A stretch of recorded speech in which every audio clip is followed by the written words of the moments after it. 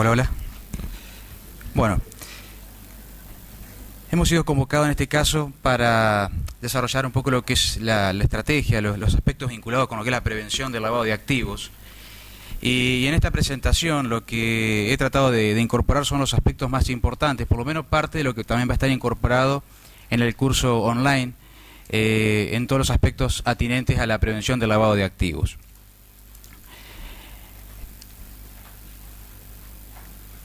Lo he agrupado, digamos, en 5 puntos, particularmente en la importancia del delito y su incidencia económico-social en el ámbito transnacional, instrumentos internacionales, rol del Grupo de Acción Financiera Internacional, la Unidad de Información Financiera y el tratamiento y evolución en la República Argentina. Vamos al primer punto. Cuando hablamos de la importancia del delito y su incidencia económico-social, ustedes ven en pantalla justamente la importancia de la que le acabo de mencionar.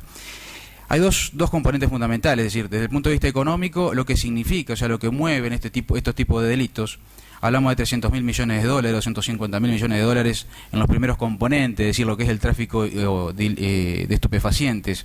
o sustancias psicotrópicas, o lo que es la falsificación de bienes. Bueno, lo que es productos falsificados se incorpora también todo lo que son productos farmacéuticos, sin descartar los restantes componentes que están indicados en pantalla, que no por ello no son menos importantes. Hablamos de trata de personas, hablamos de todo lo que tenga que ver con pornografía infantil, robo de identidad, etcétera. Es por eso que cuando tratamos este tipo de delitos, tenemos en cuenta que tiene distintos componentes que inciden en las economías. Y por un lado, afectan sustancialmente, porque mueven cifras considerables, es decir, entonces generan inestabilidad en los sistemas económicos. Por otro lado, tienen una velocidad de rotación, es decir, de movimiento de cada transacción, que es diferente a lo que es la transacción tradicional, es una transacción desde el punto de vista legal, del comercio legal. Y un tercer componente, que es el componente del dinero, es decir, que se traslada, digamos, a un concepto que es totalmente fungible por otro, es decir, que de manera que se intercambia o se mezcla, digamos, con operaciones netamente legales. Con lo cual, a veces cuando se plantea, digamos, que cuando hay un problema el árbol no tiene que tapar el bosque, en este caso tenemos que buscar el árbol dentro del bosque, es decir, porque se nos mete un árbol que es totalmente ficticio, la situación es contraria. Entonces esto de alguna manera lo que hace es diagramar o explicar lo que es el delito y fundamentalmente la importancia que hablaba recientemente. El siguiente punto, cuando hablamos de instrumentos internacionales,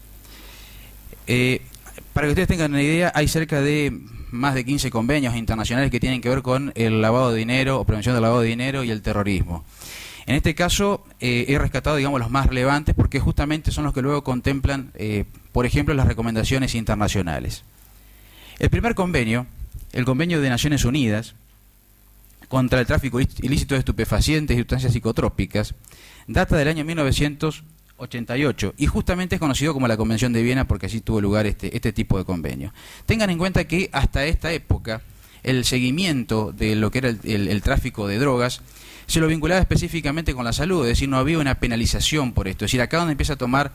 gran importancia el análisis y tratamiento desde el punto de vista penal, y lo que busca este convenio es justamente llevar adelante un tratamiento de la penalización de lo que es el tráfico ilícito de estupefacientes y sustancias psicotrópicas, y lo que hace este convenio puntualmente es aclarar cada uno de estos componentes. Incorpora a su vez otras herramientas. O sea, aclaro justamente que el alcance era vinculado a lo que era la parte de drogas. Incorpora dentro de las herramientas el decomiso, la extradición, la asistencia judicial recíproca, la entrega vigilada. Es decir que no únicamente habla de la persecución del delito, sino también de tener herramientas para poder limitar, cortar cualquier tipo de maniobras que tenga que ver con la consecución de este tipo de delitos. Esto en el ámbito de Naciones Unidas. Luego, en el ámbito del Consejo Europeo, tiene lugar la segunda convención que ustedes acá, van a ver ahí, que es el del Consejo de Europa sobre blanqueo, detección, de embargo y confiscación de los productos de un delito, conocido como la Convención de Estrasburgo del año 1990. En esta convención lo que se busca particularmente es garantizar una cooperación efectiva, es decir, policial y judicial sobre lo que es el encubrimiento y decomiso en rendimientos, o sea, ya sean o no de narcotráfico. Fíjense que acá, en Europa, ya se avanza un poco más de lo que es la Convención de Viena, es decir, ya habla de delitos que tengan o no que ver con el tráfico de drogas. Busca brindar un marco importante para adecuar las legislaciones internas y un canal adecuado de cooperación para combatir el delito. Entre estos 2 años, 1988 y 1990, tiene lugar la creación de un grupo, es decir, que es el conocido como el Grupo de Acción Financiera Internacional. Este Grupo de Acción Financiera Internacional tiene su origen en lo que es el denominado G8, es decir, determinados países que tienen cierta hegemonía en el mundo, cierta, evidentemente, una importancia económica superlativa a nivel internacional, y convocan a un grupo de expertos para evaluar el tratamiento del delito de lavado de activos y ver qué herramientas se puede disponer para atacar este tipo de delitos. Fíjese que también tiene lugar la creación en un ámbito, digamos, administrativo global distinto, es decir, que ya no hablamos de Naciones Unidas o del Consejo Europeo, sino que hablamos del G8. Así llegamos al grupo que les hablaba recientemente, es decir, el Grupo de Acción Financiera Internacional, que plantea lo que se conocen como las recomendaciones. Estas recomendaciones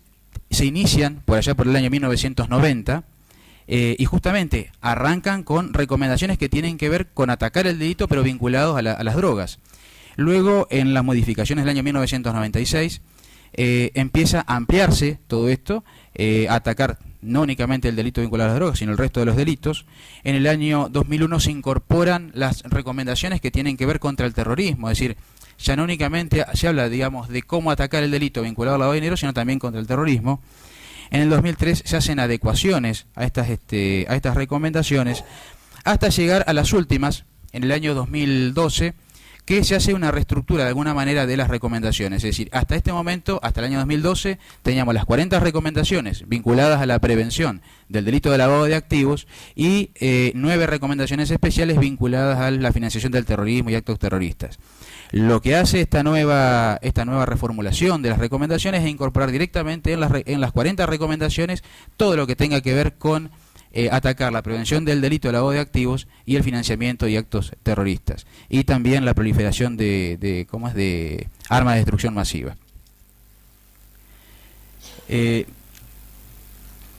La Convención de Naciones Unidas contra la delincuencia organizada, que tiene lugar en el año 2000, conocida como Convención de Palermo, también ya empieza a mencionar las recomendaciones que hablábamos anteriormente, pero puntualmente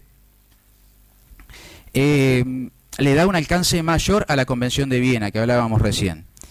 y hace referencia a otras cuestiones, es decir, empieza a entrar mucho más en detalle todavía en lo que hace a la prevención, entre ellas a la tipología en el delito, a la participación de los grupos organizados, a la penalización del blanqueo,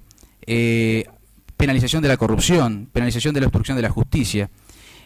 Plantea, digamos, el delito de gravedad transnacional, y a su vez incorpora mecánicas de investigación, es decir, investigación conjunta, técnicas especiales de investigación, y hace todo un tratamiento respecto a lo que es la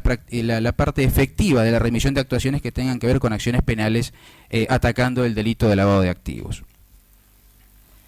Y por último, otro de los convenios también que sumamente importante es el convenio de Varsovia del año 2005.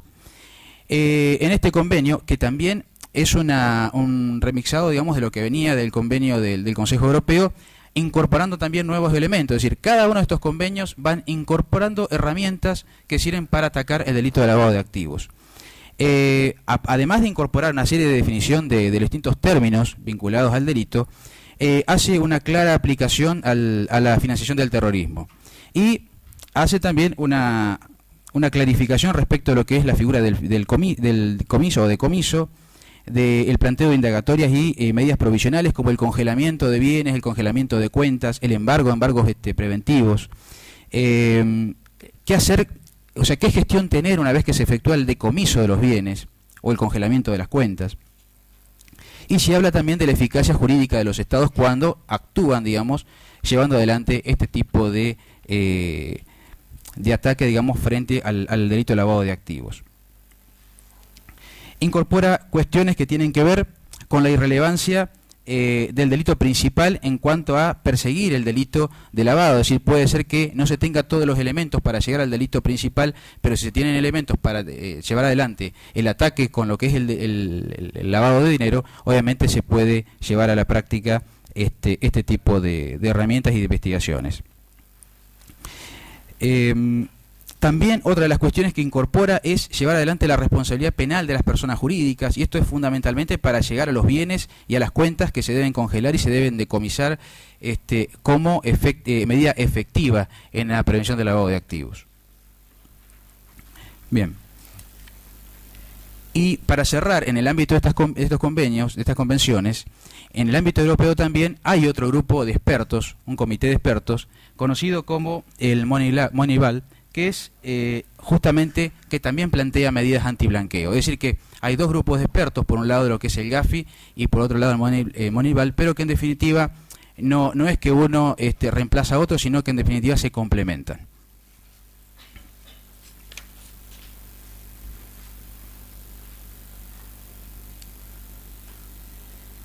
El tercer componente del que les hablaba es justamente el rol que tiene el Grupo de Acción Financiera Internacional.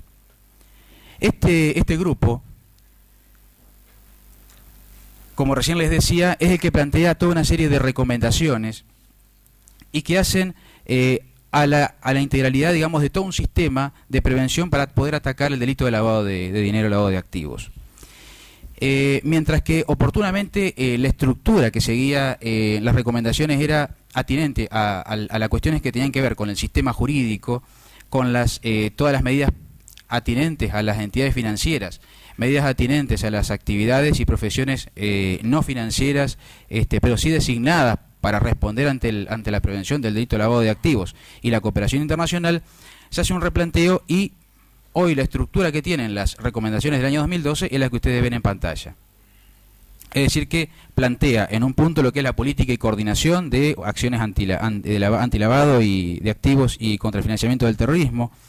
El punto que tiene que ver con el lavado de activos y decomiso, financiamiento del terrorismo y financiamiento de la proliferación de armas de destrucción masiva, medidas preventivas, transferencia y beneficiario final de las personas jurídicas y otras estructuras jurídicas, facultades y responsabilidades de las autoridades competentes y otras medidas institucionales y cooperación internacional. En el primer punto, es decir, en el primer apartado que tiene de las recomendaciones, justamente lo que incorpora acá el Gafi tiene que ver con lo que es la gestión del riesgo. Es decir, le da mucha importancia en estas recomendaciones la gestión del riesgo. Es decir, que los países ya, es como que acá ha evolucionado bastante. Es decir, en un primer momento no había, digamos, una estructura implementada en los distintos países vinculado que sea más homogénea para atacar el delito de lavado de activos. A medida que fueron avanzando las recomendaciones y se fueron evaluando los distintos países y fueron modificando su normativa, lo que hace en este punto es decir, bueno, ahora ya se tiene información, en algunos en más medida que en otra, entonces ahora lo que tienen que hacer los países en base a esa información es analizar el riesgo, es decir, pueden tener mucha información, pero tendrán que establecer o calificar, armar una matriz de riesgo y definir cuáles son las actividades y los movimientos y operaciones que tienen mayor o menor riesgo y en función de eso establecer un monitoreo que determine qué variables a considerar. Habrá algunas variables que son más generales para todas las actividades y otras que serán más específicas en función de qué tipo de actividad estamos analizando para llevar adelante el sistema, digamos, de prevención del lavado de activos. En el segundo apartado, en lo que es puntualmente el lavado de activos y decomiso, entra a analizar puntualmente lo que es la tipificación del delito. Y en esa tipificación del delito justamente menciona que se debe tipificar el delito en base a la Convención de Viena y a la Convención de Palermo. Por eso la importancia de poder analizar de dónde venimos con todo este estudio. Es decir, por un lado tenemos las recomendaciones generadas a través del Gafi, generado a través del G8, el Grupo de los 8, pero que toma de base lo que ya habían sembrado y habían planteado tanto la Convención de Viena como la Convención de Palermo, y con algunas cuestiones de la Convención de Estrasburgo. En este punto justamente se plantea el análisis de los delitos que sean determinantes, delitos graves, o una amplitud de los delitos determinantes, o todos los delitos, o establecer criterio de umbral en función de la categoría de delitos graves y lo que tengan pena privativa de la libertad. También lo analiza según la punibilidad que pueden tener estos delitos. Y incluso para poder evaluar cuál es el alcance de los delitos que considera graves, estas 40 recomendaciones tienen no únicamente las notas interpretativas que lo ayudan a analizar cada una de las recomendaciones, sino también un glosario para un mejor entendimiento de cada uno de los conceptos. Justamente al analizar el tema del delito, habla de cuáles son los delitos determinantes, y en esos delitos determinantes encontramos la participación en grupos delictivos organizado y estafa, terrorismo, incluyendo la financiación del terrorismo, el tráfico de seres humanos, explotación sexual, tráfico ilegal de estupefacientes, y tráfico ilegal de armas, tráfico de mercancías robadas y otros bienes, corrupción y soborno, fraude. Por ejemplo, en el caso de la Convención de Varsovia, cuando habla de fraude, acá incorpora la estafa y no en el punto anterior, falsificación y piratería, delitos ambientales, homicidio, secuestro, robo y hurto, contrabando, delitos fiscales relacionados a impuestos directos o indirectos, extorsión, falsificación, entre otros, ¿no? Uso indebido de información confidencial.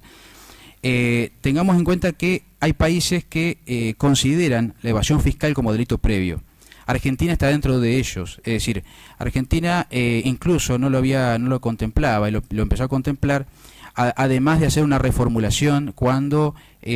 particularmente habla de la competencia que tiene la Unidad de Información Financiera en el caso argentino. ¿Quiénes no lo aplican, por ejemplo? Chile no lo aplica, Japón no lo aplica, Luxemburgo no lo tiene, Rusia, Singapur, Estados Unidos, Uruguay, en otras jurisdicciones como el Estado del Vaticano tampoco. En el caso que sí lo tienen son Argentina, Austria, Bélgica, Brasil, Francia, Italia, Holanda, Alemania, Perú, Portugal, España, Reino Unido. Es decir que sobre el avance de lo que son estas recomendaciones y la evolución que van teniendo, hay países que van implementando esta cuestión, como en el caso argentino, y otros países que todavía no lo tienen. Esto, por eso, puntualmente, dentro de las recomendaciones, estamos hablando de la recomendación número 3 del Grupo de Acción Financiera Internacional. En el apartado C, que es financiamiento del terrorismo y de la proliferación de armas de destrucción masiva, acá puntualmente lo que remarca es el delito de financiación del terrorismo, es decir, en este caso yo trato de analizar un poco más en detalle lo que es la prevención del lavado de activos sin dejar de considerar la importancia que también tiene esta cuestión. Pero el apartado C va a girar en torno fundamentalmente a toda la herramienta que hay desde el punto de vista internacional para contrarrestar todos los efectos que tiene el terrorismo. En el apartado D, en las medidas preventivas, voy a citar solo algunas nada más, o sea, por ejemplo el punto 10, o sea, la recomendación número 10 que habla de la debida diligencia del cliente, que hace justamente al punto fundamental, que es decir, que todas las entidades que tienen que informar cuáles son operaciones sospechosas sujetas a analizar por la prevención del lavado de activos, ya sean, hay dos tipos de sujetos obligados, es decir, son los sujetos, por ejemplo, los que tienen a su cargo el control, o son entidades de contralor dentro del Estado, y otras que son actividades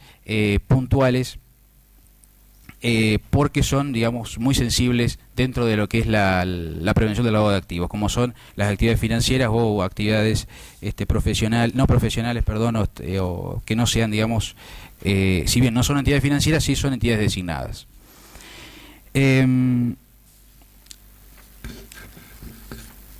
Dentro de este punto también tenemos las medidas adicionales para clientes, que son las personas políticamente expuestas en la recomendación número 12 y el reporte de operación sospechosa en la recomendación número 20. Dentro de estas, en el apartado F, todo lo que tenga que ver con la unidad de información de inteligencia financiera, aquí plantea justamente qué se entiende por unidad de inteligencia financiera y cuál es la función que va a tener la misma.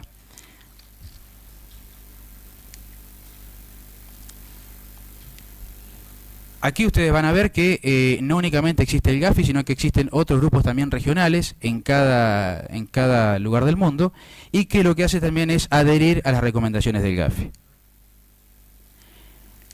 La unidad de información financiera ha sido reflejada a partir de estas recomendaciones en distintos lugares del mundo. Ustedes van a observar allí en cada parte donde está representada, que justamente son aquellos países que evidentemente están aplicando estas recomendaciones. Y al año 2013, básicamente es casi a nuestros días, estamos hablando de 139 jurisdicciones que tienen la unidad de información financiera bajo distintas denominaciones, pero que en definitiva están aplicando esta recomendación. ¿Cuál ha sido en el caso argentino? Bueno, ustedes van a ver allí cómo ha evolucionado en los últimos 4 años. En los últimos 4 años no únicamente se ha planteado la incorporación de la ley de prevención del lavado de activos, incorporando las recomendaciones que les decía recién, sino que también la han ido mejorando. La UIF puede actuar como querellante, se le han dado importantes facultades a la unidad de información financiera, se han plasmado en las leyes, digamos, la incorporación tanto del financiamiento del terrorismo como la prevención del lavado de activos, pero dándole autonomía al delito. Se ha incorporado también a la legislación como delito de la manipulación de mercado y el uso de información privilegiada. También poniéndole fin a lo que se denomina la llamada autorregulación del mercado y evidentemente también incorporando todo lo que es normativa de Naciones Unidas con la prevención del lavado de activos, del financiamiento del terrorismo. En síntesis, ustedes tienen ahí en lo que es básicamente lo que es el bien jurídico tutelado, se ha avanzado de lo que es el año 89 al año 2000 y al año 2011, donde el año 2011 tiene, digamos, una importante modificación en la tipología penal, ubicando justamente a Argentina dentro de los países que tienen como bien jurídico tutelado el ordenamiento socioeconómico y financiero, justamente colocando un título adicional dentro de lo que es el Código Penal argentino. ¿Cuál ha sido la gestión de la UIF? En los sujetos obligados registrados en la UIF son más de 33.000 sujetos, más de 88.000 reportes de operaciones sospechosas, supervisión de la UIF en más de 7.000 supervisiones, sumarios aplicados, sanciones, multas aplicadas que superan a 200 millones de pesos, colaboraciones en más de 600 colaboraciones de investigación y embargos obtenidos por más de 700 millones de pesos. Esto, para que ustedes tengan una idea, en forma comparativa con lo que era la gestión anterior, digamos, básicamente es comparar casi con muy pocos elementos o muy baja la cantidad de reportes. Acá, por último, le traje, digamos, la foto de lo que era el Grupo de los 8. Esto fue quien creó el Grupo de Acción Financiera Internacional, pero en definitiva hoy ha sido refrendado todo el trabajo del GAFI por el G20. Es decir, el G20 ha asumido, digamos, un rol distinto a nivel internacional, no únicamente dándole solución a cuestiones que tienen que ver desde el punto de vista de la estabilidad del sistema financiero, sino también atacando cuestiones que tienen que ver con la evasión fiscal y avalando y refrendando todo lo que ha actuado el GAFI hasta la fecha. Inclusive también en aquellas cuestiones vinculadas a la actividad bancaria, como es el Comité de Basilea, también le ha pedido, digamos, una revisión y por eso están hablando de Basilea 3, y básicamente es la que está acompañando toda la gestión. Así que bueno, muchas gracias.